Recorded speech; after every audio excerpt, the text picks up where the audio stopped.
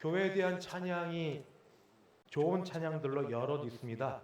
오늘 말씀과 관련된 찬양 가사말을 찾아서 함께 제가 가사말만 좀 소개하려고 합니다. 사람이 넘치기보다 사랑이 넘치는 교회, 섬김을 원하기보다 섬김의 기쁨 알아가는 교회, 세상이 주목하기보다 주님이 주목하는 교회, 화려한 겉모습보다 중심이 주를 향한 교회, 주님이 피로 사신 아름다운 교회, 서로 사랑함으로 하나 되는 교회, 주님이 머리 되신 거룩한 교회, 우리 함께 만들어가요. 내 작은 생각보다도 하나됨의 소중함을 아는 교회, 세상에 알려지기보다 서로가 서로를 깊이 아는 교회, 주님이 피로 사신 아름다운 교회, 서로 사랑함으로 하나 되는 교회, 주님이 머리 되신 거룩한 교회, 우리 함께 만들어가요. 제 기억이 정확한지 모르지만 할렐루야 찬양대도 아마 이 찬양을 부른 것 같은데, 그렇죠? 그런 것 같고 청년들이 자주 부르는 찬양이기도 합니다. 연평한 씨가 작사 작곡한 교회라는 찬양인데, 이 궁금해서 연평한 씨는 그러면 싱어송라이터고 작사하고 곡을 쓰는데 어떻게 영감을 받는지 인터뷰한 게 있어서 좀 찾아봤습니다. 그랬더니 이렇게 되어 있습니다. 곡을 작곡할 때 영감을 어떻게 받으십니까? 대답을 이렇게 했습니다. 살아가는 삶 속에서 영감을 받습니다. 말씀을 읽다가, 설교 말씀을 듣다가, 교제하다가, 때로는 마주치는 어려움들 속에서 노래를 만들곤 합니다.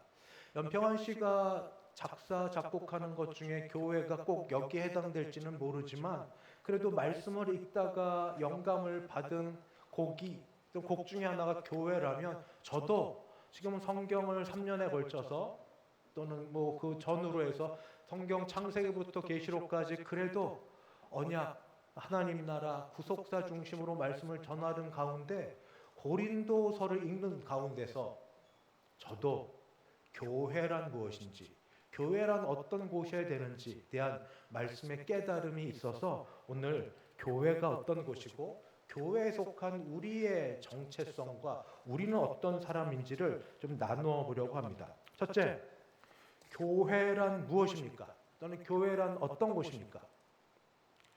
가장 본질적인 질문이면서 사실은 이것저것 막 서로 논쟁하다가 마지막에 묻는 질문이기도 합니다. 왜냐하면 본질로 돌아가야 되니까. 그런데 저는 고린도서를 읽으면서 교회에 대한 정의를 이렇게 내렸습니다. 고린도전서 1장 2절. 고린도에 있는 하나님의 교회, 곧 그리스도 예수 안에서 거룩하여지고 성도라 부르심을 받은 자들과 또 각처에서 우리의 주, 곧 그들과 우리의 주 되신 예수 그리스도의 이름을 부르는 모든 자들에게. 저 자막은 잠깐만 놔두십시오. 교회란 무엇입니까? 교회는 어떤 곳입니까? 라고 묻는 질문에 답을 드린다면 교회는 먼저 믿는 사람들의 모임이고 그냥 믿는 사람을 넘어서 하나님으로부터 부름을 받은 자들 중에 믿는 사람들의 무리라고 말씀을 드리겠습니다. 내려주셔도 됩니다. 우리가 그런 찬양도 많이 들었을 겁니다. 교회는 건물이 아니라고. 정말이십니까?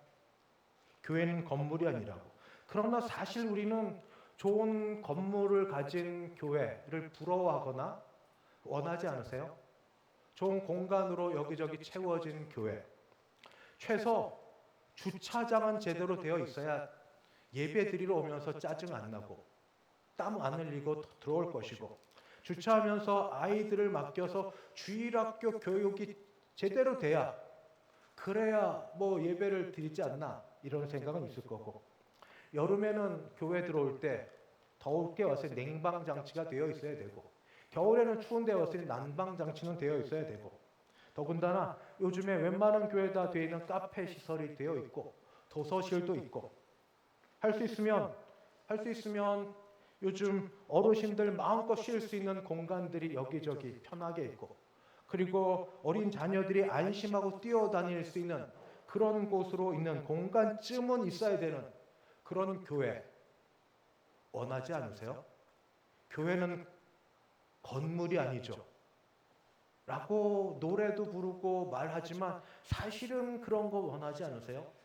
저는 이렇게 말과 또 생각이 좀 다른 것을 모순되다고 말하고 싶지 않습니다. 왜냐하면 담임 목사인 저도 그러고 싶으니까요.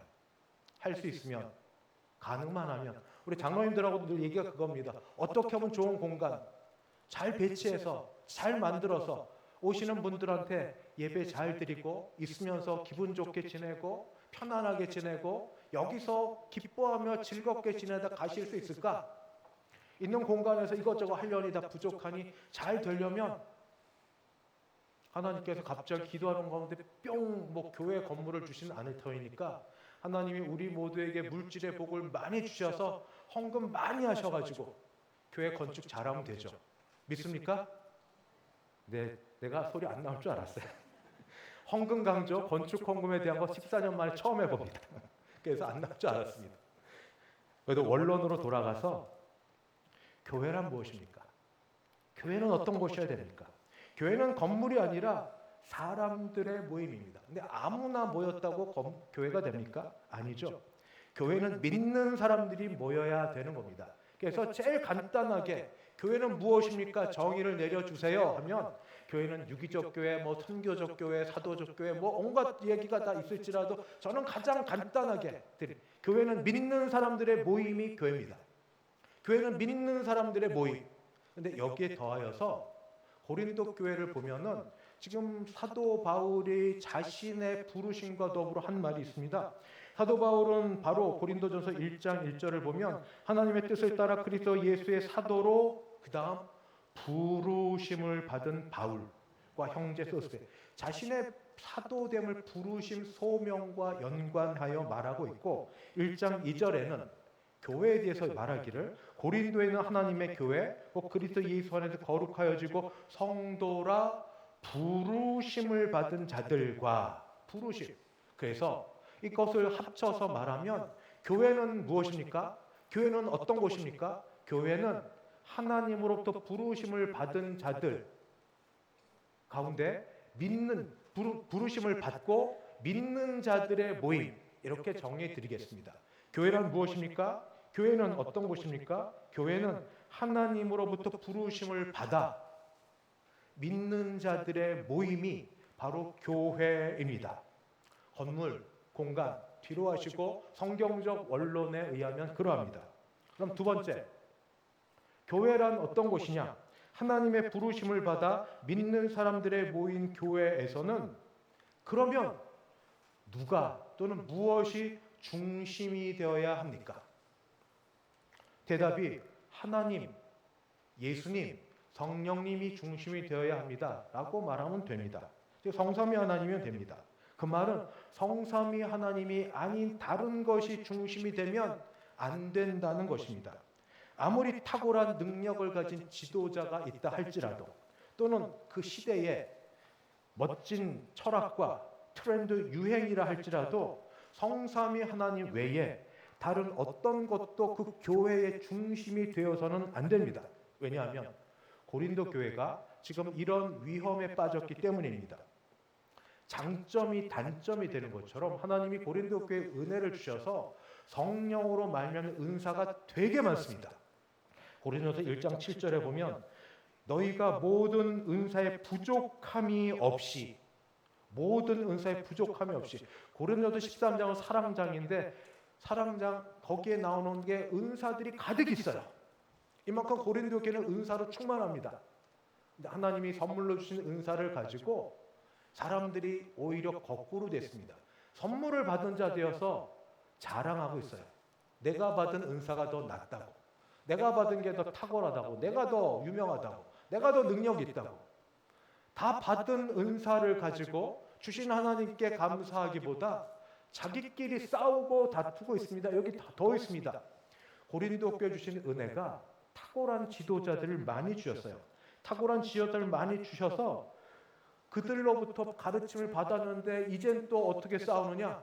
지도자들 편에 서서 지도자들 뒤에 서서 나는 누구 편에 있다? 나는 누구와 가깝다? 이런 식으로 서로를 자랑하는 겁니다.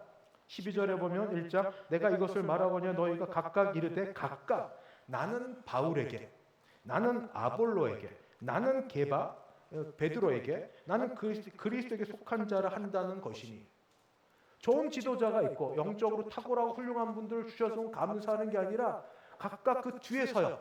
줄 서는 것처럼. 그래서 나는 누구 편이다 이렇게 싸웁니다. 어쩌면 저는 지도자 뒤에 서면서 자신이 그거와 동일하게 여기지 않나 그런 생각이 듭니다. 나 누구하고 친해?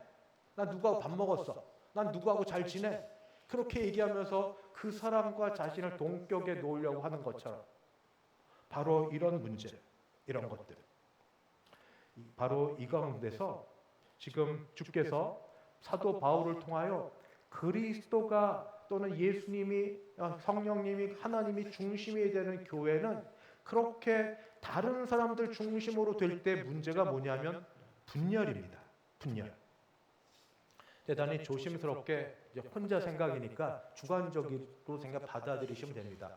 한국을 떠나 있으니까 한국에 대한 생각이 많이 나고 다른 사람들이 묻습니다. 한국과 중국과 일본이 어떻게 달라요? 예, 우리는 당연히 쉽게 대답하는데 우리가 마치 영국인, 프랑스인, 독일인 구별 못하는 것처럼 어떻게 대답하지 못하고 있으면서도 나름대로 생각하고 있었는데 그때부터 계속 물었던 질문, 우리는 어떻게 다른가부터 시작해서 문제시 되는 걸로 찾았는데 저 혼자 생각입니다. 그러면서 지인들하고 얘기하는데 그렇습니다. 중국 사람들은 장점이 단점인데 돈을 너무 좋아해서 관련돼 있으면 양해하십시오. 혼자 생각이니까 돈 때문에 망할 수 있고, 일본 사람들은 또 양해하십시오. 성적인데 매우 개방적이어서 거기에 문제가 많을 것 같고, 한국 사람들은 분열, 분쟁하는데 아주 도 같아서 나눠서 싸우다가 끝날 것 같고, 한국 사람들은 왜 그럴까요? 조선 말도 그렇게 친러, 친미, 친중, 친일 그렇게 싸우더만 지금 이때도 왜 그렇게 싸울까요? 근데 이게 우리만의 문제는 아니고 고린도 교회도 이렇게 성령의 은사와 그리고 지도자를 놓고 싸웠습니다. 1장 10절입니다. 그래서 이렇게 기록되어 있습니다. 형제들아, 내가 우리 주 예수 그리스도의 이름으로 너희를 권하노니 모두가 같은 말을 제발 좀 하고 너희 가운데 분쟁이 없이 같은 마음을 좀 갖고 같은 뜻을 갖고 온전히 합하라, 연합하라. 고린도 교회 주신 은혜가, 성령의 은사들, 다양한 은사가, 고린도 교회 주신 은혜가 탁월한 지도자들이 오히려 그들로 하나 되게 하지 못하고 다툼의 원인이 되게 만들었습니다. 하나님 잘못입니까? 선물 주신 하나님 잘못입니까? 그건 아니지 않습니까? 이 다툼 분열의 문제가 바로 그러합니다. 다툴 때 문제가 늘 일어나는 것처럼 교회, 연평안 씨가 교회라는 찬양 가사말 중에 이런 말이 있습니다. 내 작은 생각보다도 하나됨의 소중함을 아는 교회. 저는 경험해 보셔서 아시지만 한 사람 한 사람 무시하거나 의견을 듣지 않겠다는 그런 타입 절대 아닙니다. 그러나 문제 가운데 들어가 보면 각각 자기 생각으로 가득해 있습니다. 그리고 그 생각이 본인들 생각으로는 성경적이라고 주장합니다. 그럴 때 묻고 싶습니다. 정말 내 생각이 성경적이라면, 정말 내 생각이 성경적이라면 그 성경적에는 그리스도 중심이 되어야 한다는 말입니다. 내 생각을 주장하고 내 생각이 성경적이고 하나님 뜻이라고 여길 때 시금석은 뭐냐? 그리스도 중심인가입니다. 그리스도 중심인가? 그 근원이 그리스도 중심이어야 된다.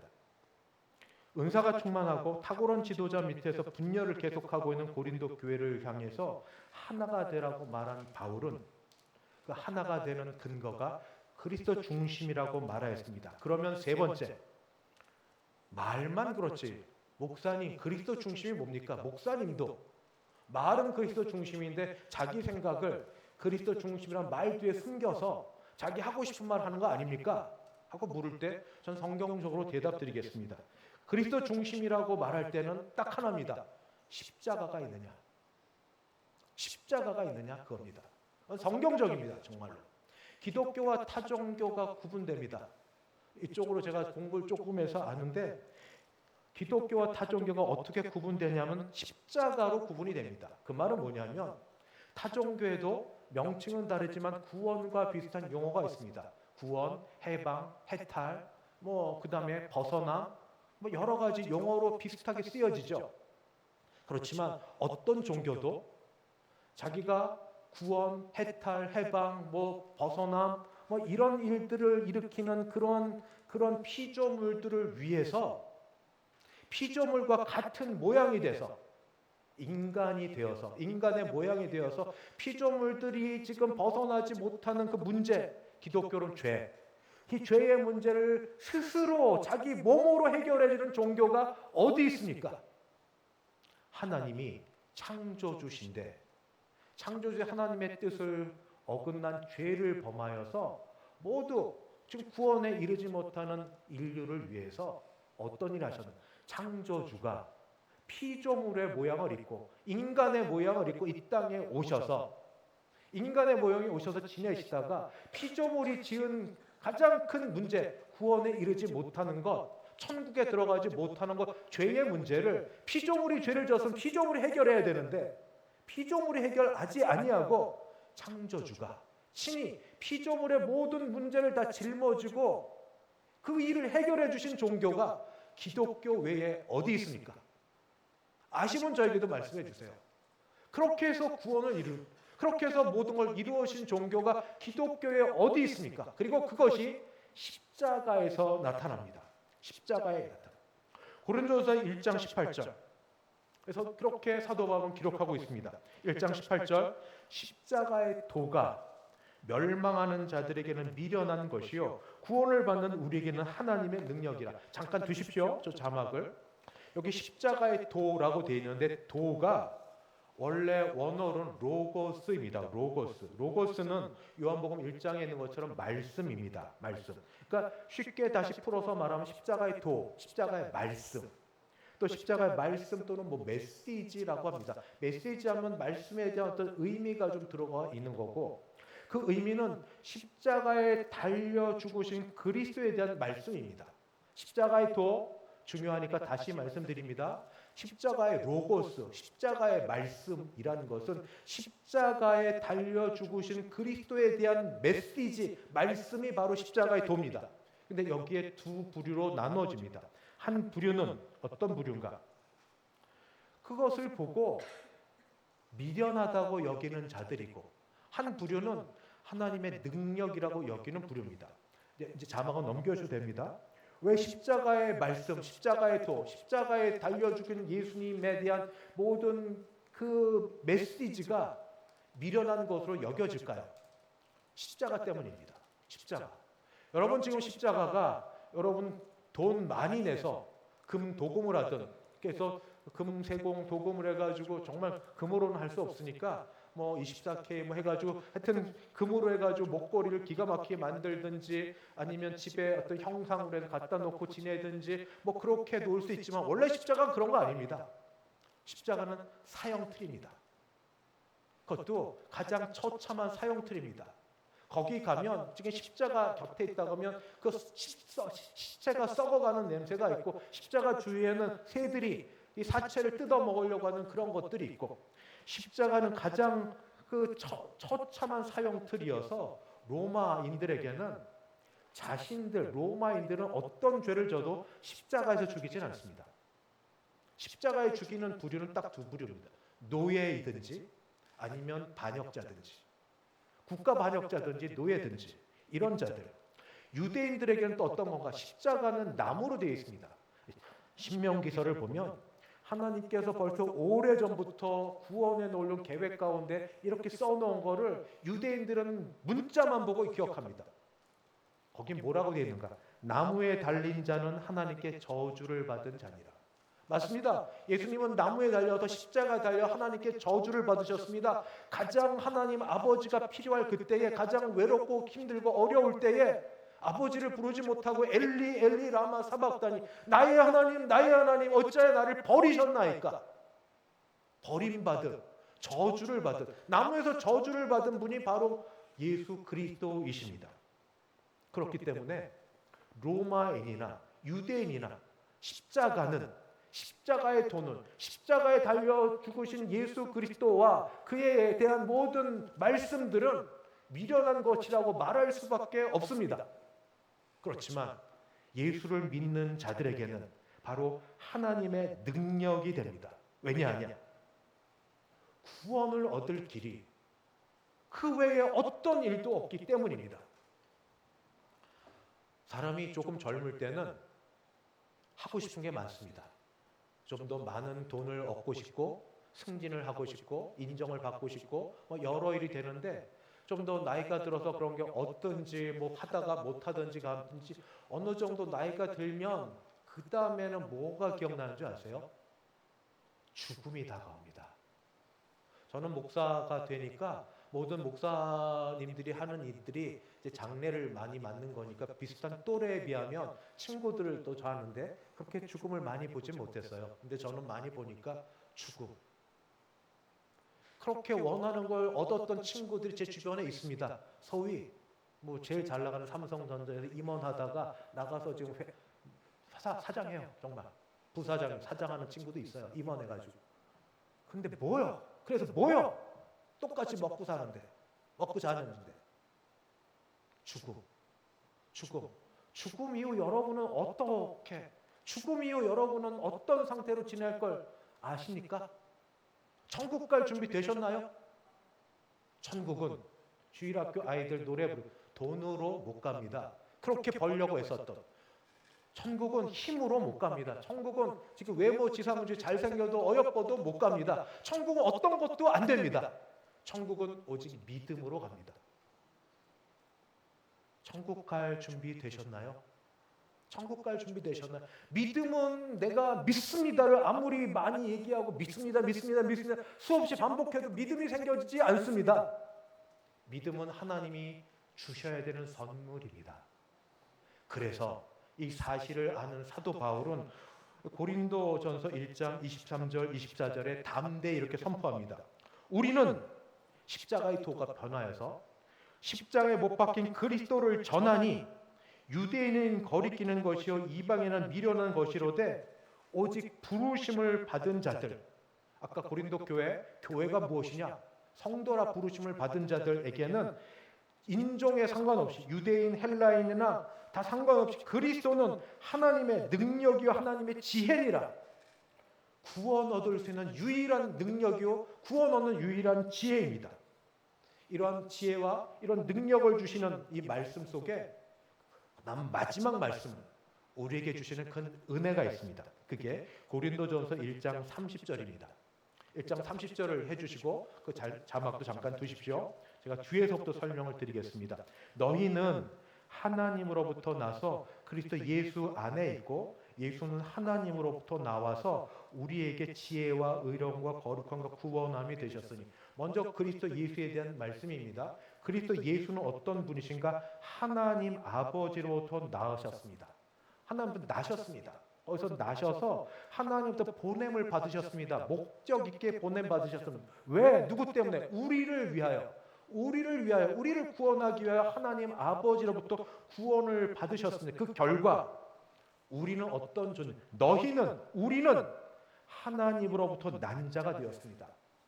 새 생명을 얻은 자, 중생한 자.